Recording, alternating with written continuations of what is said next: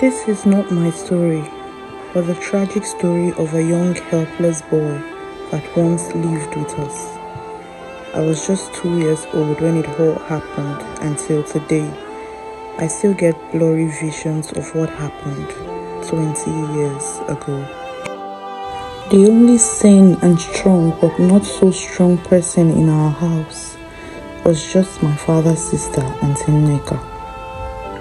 Auntie Nneka promised to finally tell me the story after all these years of my curiosity. There was a gravestone in our compound encrypted "Rest in Peace, Ahanna," and I would always ask who Ahanna was. Honestly, I knew who he was, but I couldn't really remember his face after all these years. I wanted to know the entire story as it was from her. My entire family felt weird because one could easily tell that we were facing some sort of punishment, but I could not really point it out. My parents were alive, but seeing them every day made me wish they were dead instead. My father had elephantiasis, and with each passing day it worsened. My mother, on the other hand, was completely rotten from head to toe. She could barely speak, but she was very much alive and very much in pains. My only surviving brother was acutely mad. Yes, my only surviving brother, because I heard my mom had it rough and couldn't have a child due to a series of miscarriages 10 years after she and my father got married. Auntie Nneka, on the other hand, was very much alright but was unmarried at 50. I, on the other hand, was spared from whatever all these were. But can I really say that I was? Everyone in my house was suffering from unknown ailments, and I could barely do anything to help. All I could do was watch and cry. I was relieved when Auntie Nneka told me to peel the yams and get everything in the kitchen ready for her to cook, and that after dinner she would finally answer all my questions.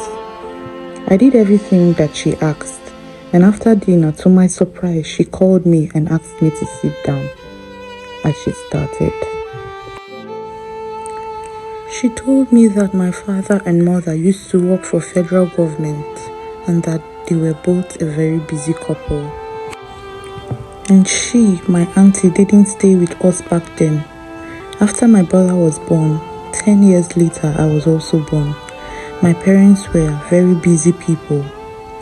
She said my father wanted her to come stay with us, but my mother refused because at the time she was also working, and my mother was worried that my brother and I wouldn't be getting the proper attention that we needed. So she suggested to my parents to go to the village and bring someone they could sponsor, and he would look after us in return.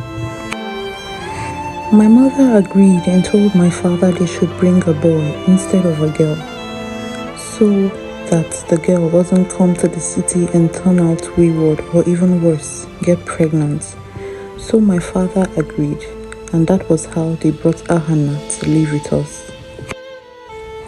Everything was finally alright, and Ahanna was doing extremely well in house chores and in taking care of us.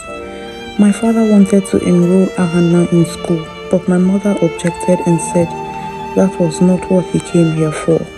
He persuaded her until they both came to an agreement that the lesson teacher that came to take us on extramural classes will also teach him as well. And being a bright kid, Ahanna excelled. Ahanna was just a year older than my brother, so he took my brother and I like his younger siblings and took care of us. My mother, being a hard person to please, always had a problem with everything Ahanna did. My parents didn't have us on time, so they showered my brother with so much love and spoiled him rotten.